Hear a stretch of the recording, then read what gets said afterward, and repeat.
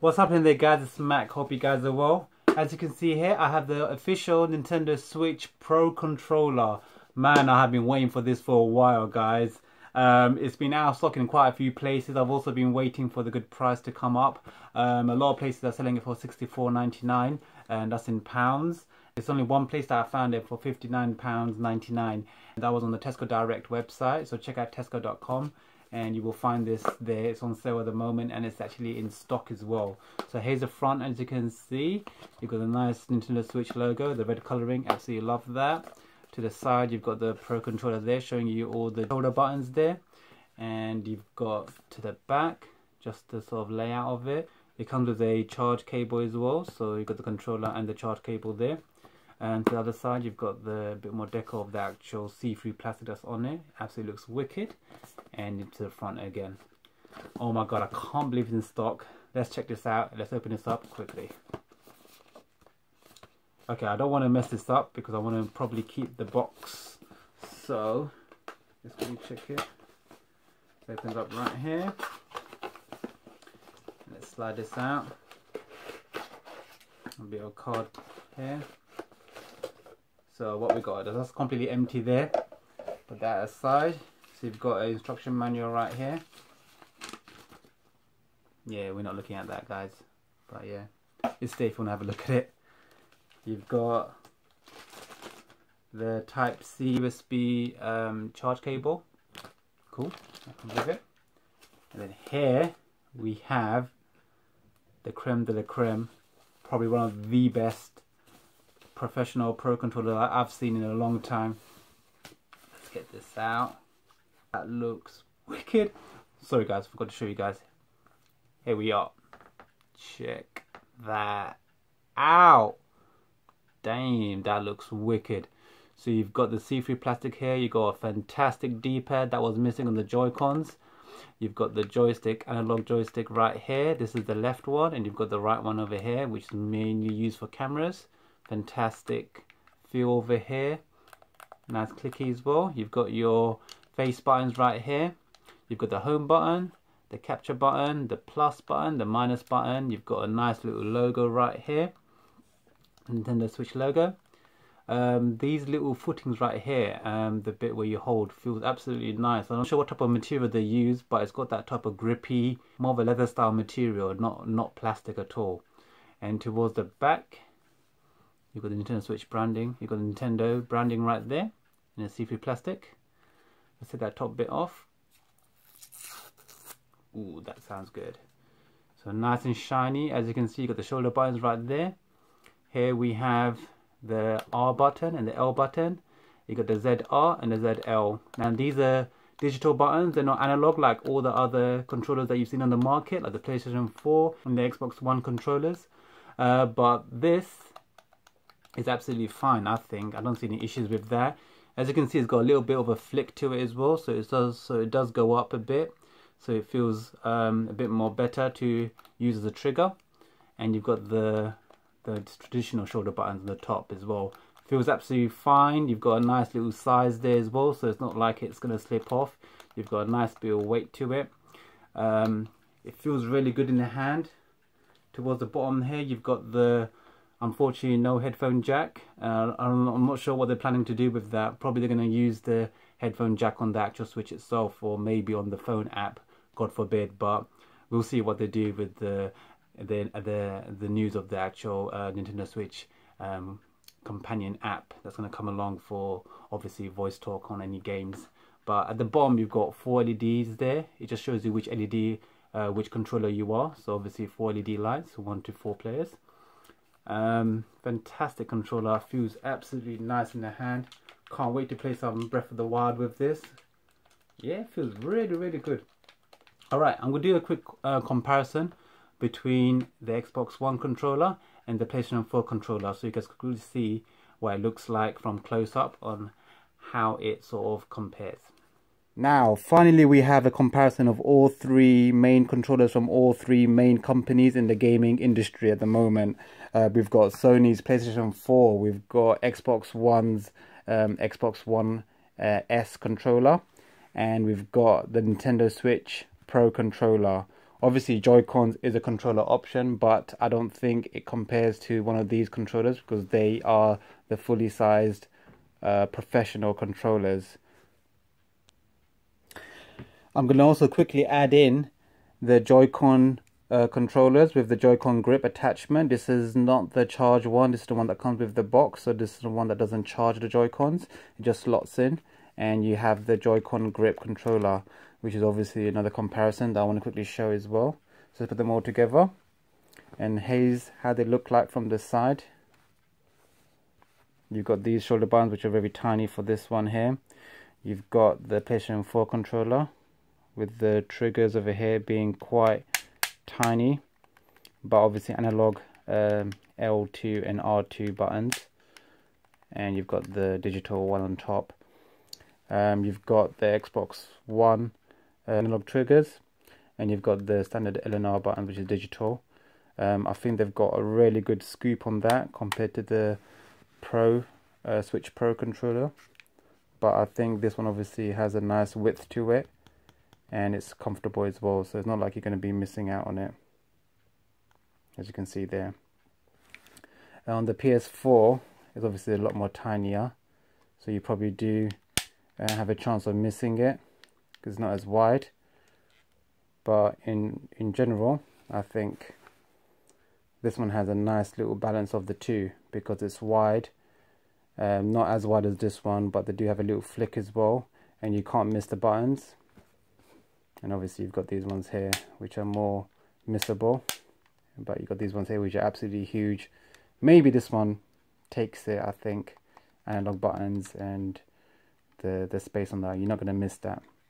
You've got your micro USB connector there, micro USB charging connector there, and obviously the Switch Pro has a Type-C charging kit connector right there, and it has a sync button right there which you can press to sync the controller.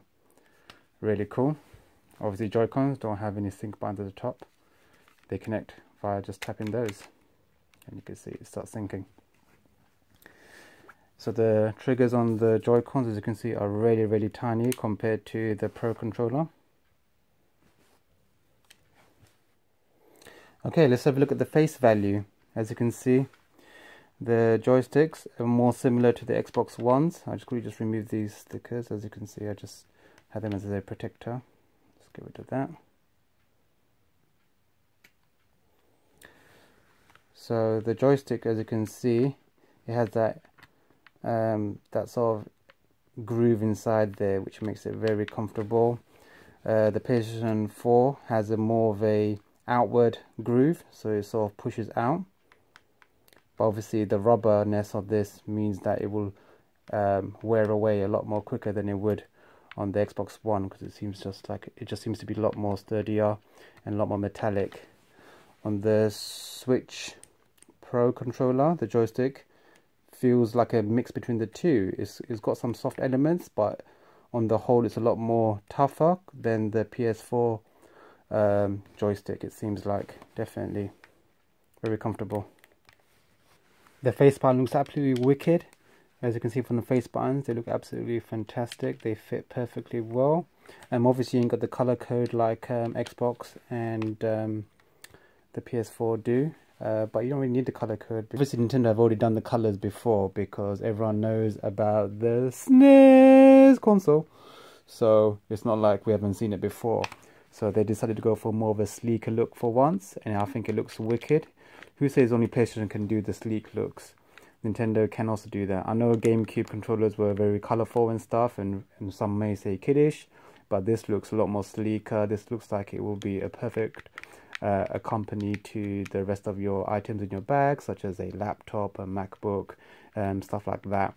I just think it looks really sleek. The buttons are absolutely amazing. I think the triggers are fantastic. The face buttons are comfortable.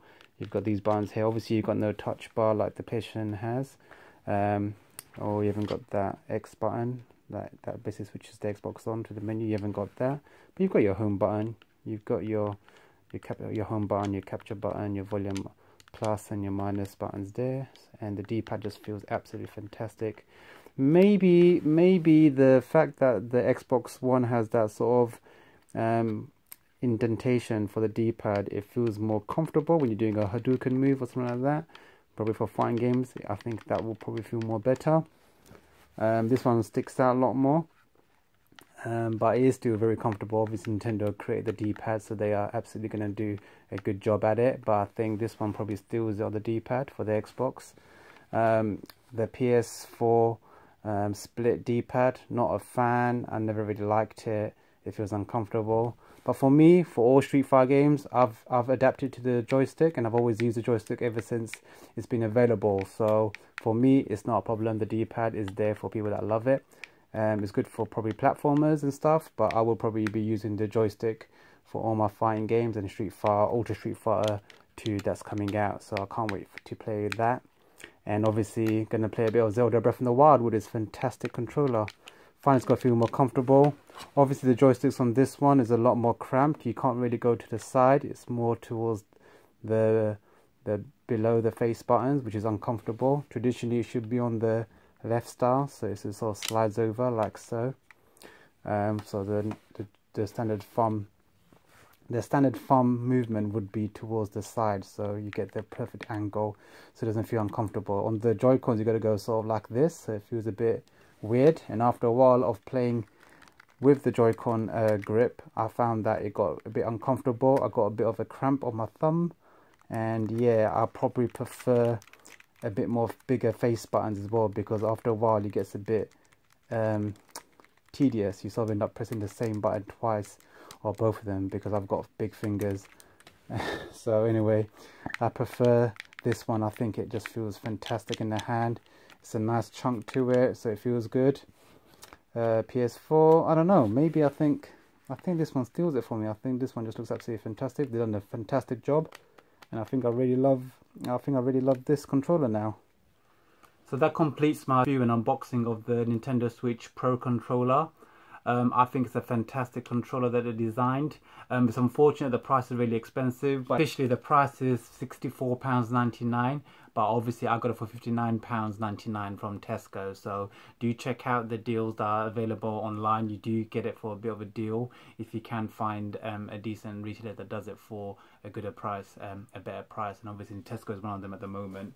It's probably about £10 cheaper than the official price of an Xbox One controller and a PS4 controller. So I don't know what all the big hype is about, because obviously everyone gets a Pro controller if they're going to be using it for proper gaming.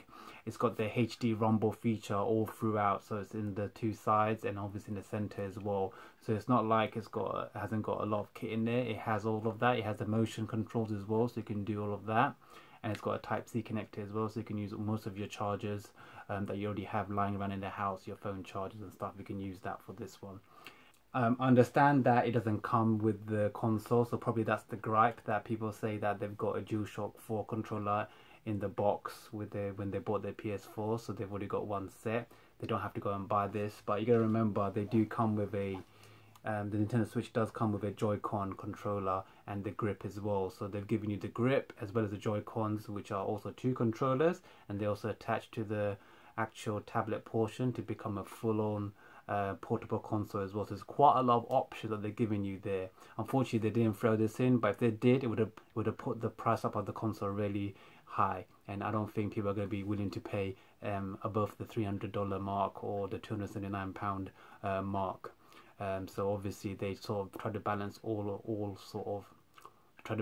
the parts, and I think they did quite a decent job with it, because obviously they know that people are going to be buying this. People like gamers like myself are going to be definitely getting this, because obviously this is fun, but this is when it comes to the real gaming experience. You want to be able to play with this, and obviously generally what you're looking at here is 3 controllers, whereas with the PS4 and the Xbox you get 1 controller. So you got to remember they are giving you quite a few items that you can buy individually and also in the box. Obviously the Xbox One controller, I gotta remember they've also released an Xbox Elite controller, which is ridiculously expensive, so this falls below that. So you know, I think there's a bit of balance there, and if you don't really have to get this, you can obviously just carry on using this in the box. But anyway, in total you get a few of these and a few of that, but overall when you get these and you add this to it, I think you've got a really good combination. Perfect for Street Fighter, perfect for Zelda Breath of the Wild, perfect for Bomberman, perfect for Mario Kart 8 Deluxe. Both of them are perfect for Mario Kart 8 Deluxe as well. So it's just a good option to pick this up. Do you really need it? I think I do, because I think I'm going to get a lot of usage out of this, and also the multiplayer aspect. It helps with Mario Kart and other games such as that, and Splatoon 2. So obviously I can use that with the multiplayer aspect. I don't need to buy additional 2 Joy-Cons, which cost a lot to buy separately. So it's quite cool that they threw this in the box. And you can sort of get this to complement the multiplayer aspect of the Switch. So now you have 3 official controllers that you can probably use in multiplayer games. Anyway, that concludes my review and unboxing of the Nintendo Switch Pro controller. Let me know what you think in the comments below. If you guys are going to be picking up one, if you guys are going to be picking one up yourself, let me know what you think of the D-pad, and obviously the split D-pad over here, which is not really a D-pad, just face buttons. And obviously the comparison. Will you guys be using this yourselves? Let me know in the comments below. I'd like to know what you guys think. Let me know if it's affordable, or do you think it's overpriced? I think it's a bit overpriced, but obviously for what you get inside there, it's quite a good product. And obviously they make quality products, Nintendo, so I'm happy with the build quality, and I know it will last a long time. Apparently it's got 40 hours charge time as well, so that's fantastic. Fantastic length of charge time. You can take this out on the go with you, and you'll be fine for not charging this for a long period of time. So hit that like button if you enjoyed that video. Do check out all of my other videos I've done on the Nintendo Switch accessories. I've done quite a few Nintendo Switch accessories recently. Each accessory has been coming in its own time, because obviously a lot of these accessories are sold out everywhere. So this just came in recently. I've got other videos about the Nintendo Switch accessories, like the tempered glass, and obviously the kickback stand. You got the Hori stand. Do check out my other videos on the Nintendo Switch accessories. I've done quite a few videos on all the accessories that are available for the Nintendo Switch. They've been coming in slowly, and I've been doing reviews about them and unboxings as soon as I can. And I've been getting to grips with them and started to use them as well, because I absolutely love all my accessories that come with my console. And obviously I want to pick up a lot more accessories so I could keep it protected and I could play with it comfortably as well. So obviously this will go into the rest of the collection of the accessories. I can use that comfortably now. So anyway, do check those videos out. They're all reviews are there. You can find them in my playlist. You can subscribe if you haven't already. Absolutely thankful for all my subscribers. Thank you very much for that. Hopefully you guys tune in for the next video. Thank you very much for watching. Until next time, take care guys. This is Mac. Peace out.